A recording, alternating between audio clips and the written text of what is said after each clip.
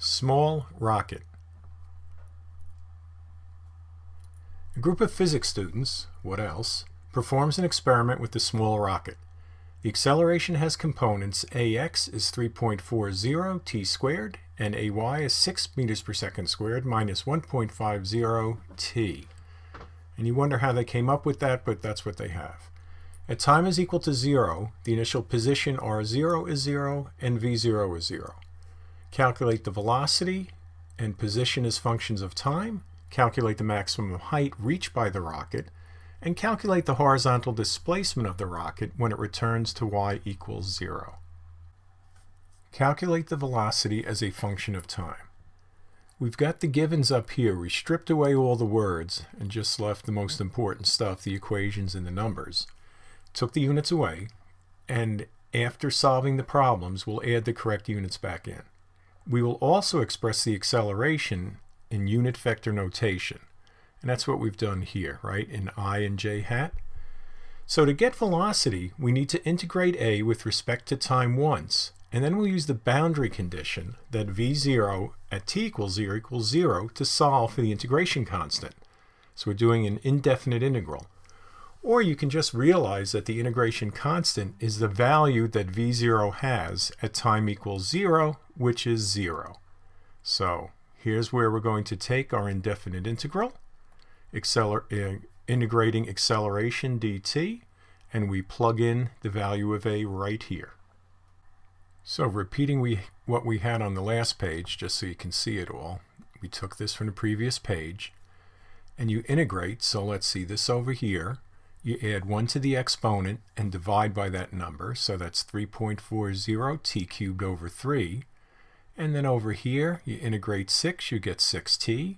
You integrate t, you get t squared over 2.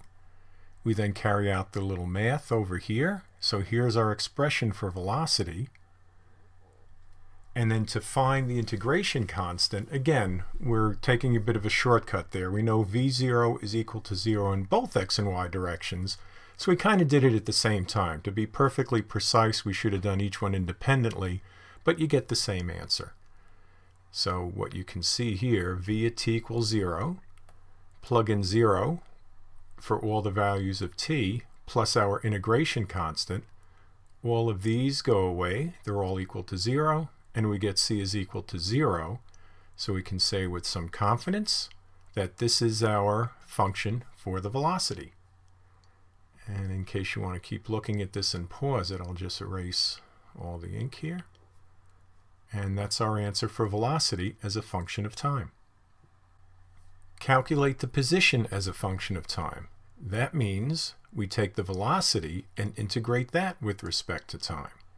And this time we're just going to go ahead and say, because we've already done it once, the integration constant will be the value of r0, our position at time equals 0, and that's 0 because that's what was stated in the given. So c will equal 0. So we integrate v dt. So let's see, this one over here would be t to the 4th divided by 4. See that there? 6t turns into 6t squared divided by 2, and 0.75 t squared, 0.75 t cubed divided by 3. Do the little math, and here's our position vector at any time. Calculate the maximum height reached by the rocket. And here's a big caution, and it's in italics here. We cannot use the kinematics equations because acceleration is not constant. So we have to find another way to do it. And the reason you know it's not constant is right here, the t terms. Both in x and y it's not constant, so we can't use kinematics. So what we're going to do is let vy at t equal to 0. That will tell us the peak time when the rocket is at its peak height, because at the we'll just review a little projectile motion and trajectories. When you go up like this and you start coming down, you've got a positive velocity going up, negative coming down. That means at some point you have to be at 0, and that's right at the peak. So I'm sure you knew that anyway, but it's always good to draw that picture. Once we find that time, we can use that in a position equation to solve for ry, which is the maximum height. That's when t is at its peak time. So what do we have? Here's velocity. So where's our Vy component? That's right over here. So we set that equal to 0, and we find that time is equal to 0.8 seconds. Now we go into our position equation, and we're just going to worry about the y component again because we're just looking at the height. And y is in the up direction, the height, x is your horizontal direction. We plug in the value of t. There it is there. Here it is here. And we get a maximum height of 64 meters for this rocket. Calculate the horizontal displacement of the rocket when it returns to y equals 0. So in this case, we're going to take the position in the y direction, set that equal to 0. That will let us know what time we have the rocket back at the ground, y equals 0. Once we have the time, we'll then go into the x direction to find out how far the rocket went, its horizontal displacement.